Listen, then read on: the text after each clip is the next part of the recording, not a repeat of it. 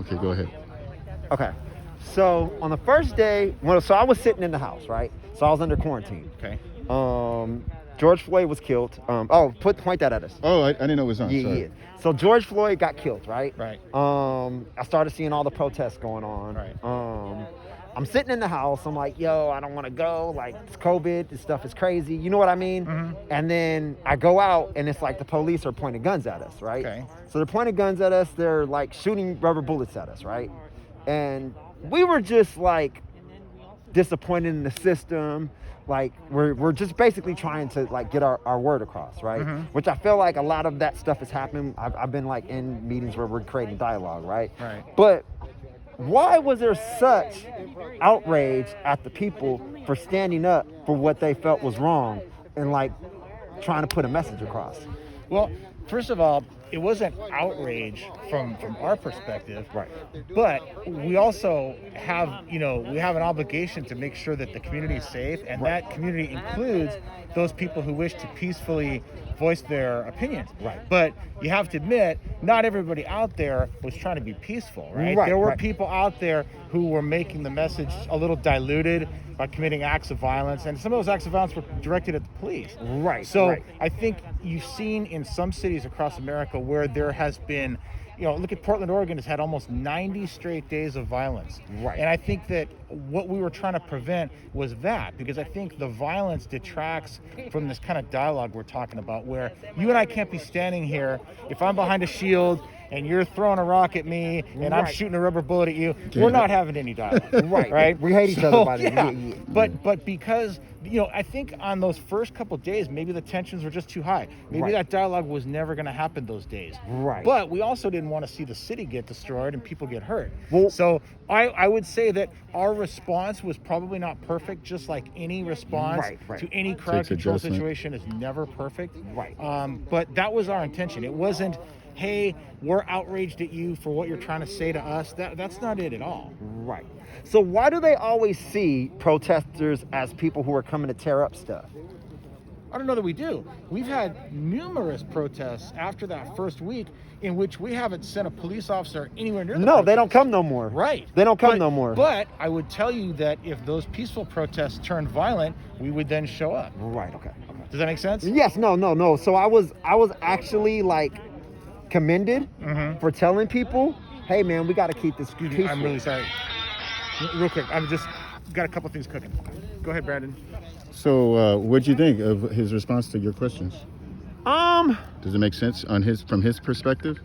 Well, some of these people aren't out here peaceful, right? Uh-huh. I've been in protests where people run up and do things that I don't agree with, and Right. I'm ready to fight them because I'm like, you're making my message look bad. Right. So I've been in positions where I saw like people come up in all black and start tearing down the city, start Right. tearing down stuff, and I'm like, yo, you're not with us. Like, you gotta go. Right. Like, you know what I mean? You're attacking people. You're doing things that I don't agree with. I'm out here trying to get a message so I could actually talk to people like this, so I could actually get in my community and start helping bridge the gap. So Right? how do you bridge the gap between these different alliance?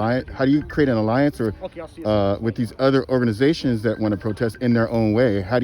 Where's the disconnect? How do you end the disconnect between the protesters who have a different, I'm going to keep telling those people that those are not Black Lives Matter. They have nothing to do with my movement, and they have nothing to do with me. And me, I stand for peace, and I stand for like bringing the community together and getting in the community and helping these kids. So like 8 years and up, they don't get involved in the re-involved in the system, right? So I want to be able to use these kids' time so they could get their brains moving, so they could get working, so we could get them away from drugs, get them away from like messing up, and like we could use their minds and use their time up. So basically, we could teach them art, teach them sports, teach them financial abilities, stability, teach them whatever we can help teach them, but like get in the community and help the kids. So what do you think I about feel bad. that? I was at a disadvantage, so I apologize. We're trying to coordinate our response to some of these fires. Oh, I had yeah. to take a call from Yeah, somebody no about that. worries. But anyway, I apologize. So I didn't get to hear. I think what you said was, hey, what do you think of Paul Joseph's answer? And then you said, here goes, and I didn't hear that. Okay.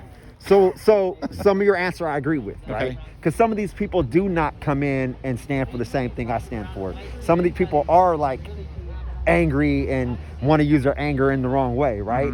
But also some of these people have commended me for like me trying to tell them, hey, like this violence gotta go. You gotta take this violence somewhere else. Right. This looting, this tearing down my city, that's not gonna happen here. And I'm gonna stand in between you tearing down my stuff down. And if they shoot me with a rubber bullet for fighting you, at least I stood for what's right. Because downtown San Jose, I grew up downtown San Jose. Like, it's not about tearing the city down. It's about creating this dialogue. Absolutely. And it's about us getting into the system and changing the system, right? And it's about us, like, making sure, I need to figure out how to get more income, more money into these schools, more money into these programs. I need to figure out how to get affordable housing so the people who are from San Jose, who were raised in San Jose, could live here, because we've been priced out. So we've been priced out of our own city. We can't survive here. You know what I mean? I do. This has become a tech hub where basically, you know what I mean, all the tech companies are here.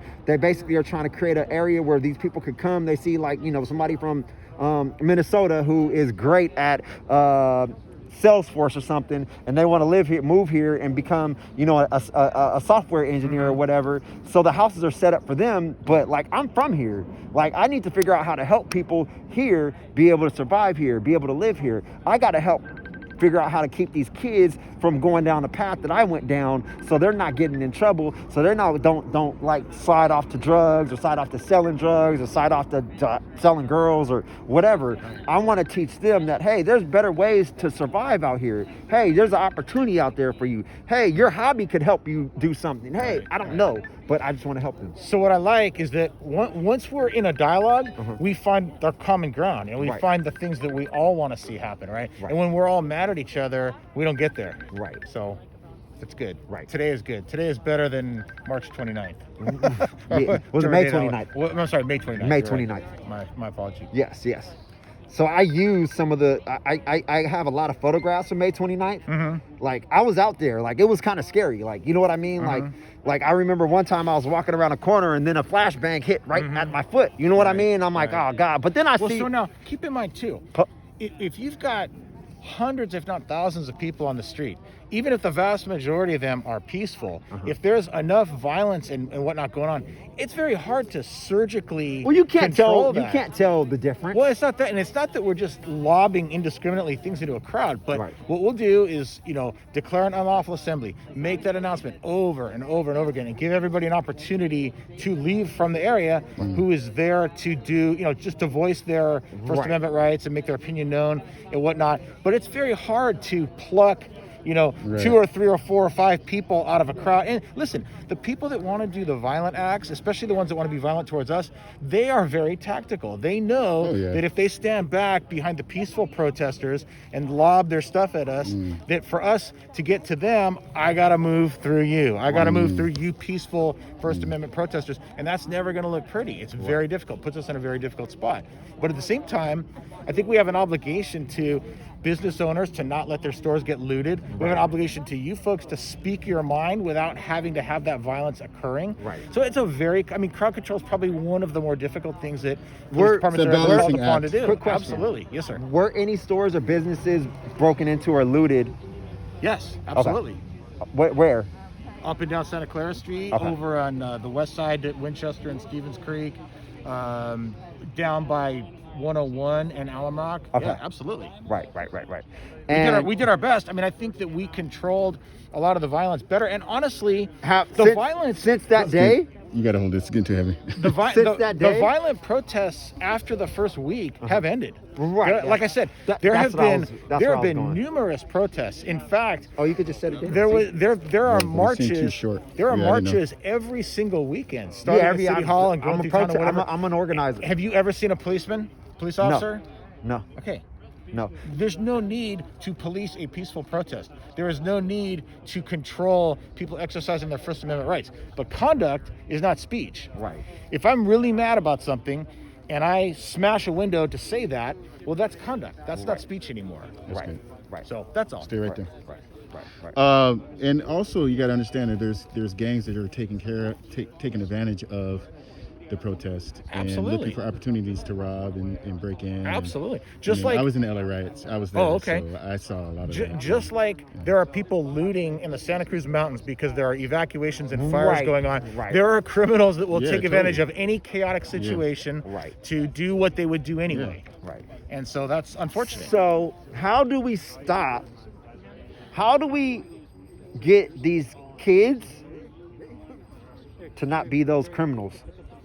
How do me and you come together and get these 8-year-olds to not be those criminals when they're 28? Partly, we're doing it right now. Okay. Are we not? I mean, like, think about But it. how do I keep it going? Well, we're going to keep it going by continuing this dialogue, by continuing to be engaging with the community, by continuing to interact, by listening to you, by having dialogue with you, by walking these neighborhoods, by getting to know all these people. I mean, like I said before, I think that change comes one human interaction at a time. And I don't think there's any big sweeping thing we can do that suddenly changes the dynamic of police community relations. But hopefully, when you guys leave here today, you say, wow, you know, Paul Joseph wasn't the biggest, meanest jerk I ever met. And I say, hey, you know, I've met worse. No. you guys were awesome. We had a nice talk and we figured some things out and we found some common ground and we all walk away closer. Yes, sir. So they're making a new $43 million facility? I just read that. Okay. I'm not sure that that's a done deal. Honestly, I know as much as you do about that. I read that in the paper and I was surprised. Okay. You talking about the homeless or? No, the training facility. Yeah, they're making a new training facility. Let me put it to you this way. One of the things, there are many things that people say they want to see in their police. Right. One of those things is I want to see them to be better trained. Right. Training us is not free. Training us is not cheap. So, okay. isn't investing in our training a good thing? It depends. It depends, right? Mm-hmm. So if the police are shoot first, ask questions later, and killing people, right? Okay. Well, first of all, see now that's kind of a buzzword for me. That's kind of a hot button for me. Do you think after you don't know me my whole life? I didn't say you though. But hang on a second. You said police shoot first, ask questions later. Okay, I'm the police. Right. I don't do that. Okay. How do you think we would get better at doing that? What is one of the ways that would make us, if you think that's what we do, what is one of the things that would help us be better at not doing that? Policy changes, Well, training. right now, okay, so first of all, training. Yeah. Okay, Yeah. I was gonna say, we don't have a policy that says shoot first, ask questions later. In fact, we have a policy that's incredibly specific about when you can and cannot use any type of force. I mean, there's a lot of policemen that never use their gun. I've been a police officer for 28 years. Yeah. I've never been involved in a shooting. Right. Most every police officer you'll ever meet has never been involved in a shooting. Will never be involved in a shooting. Yeah.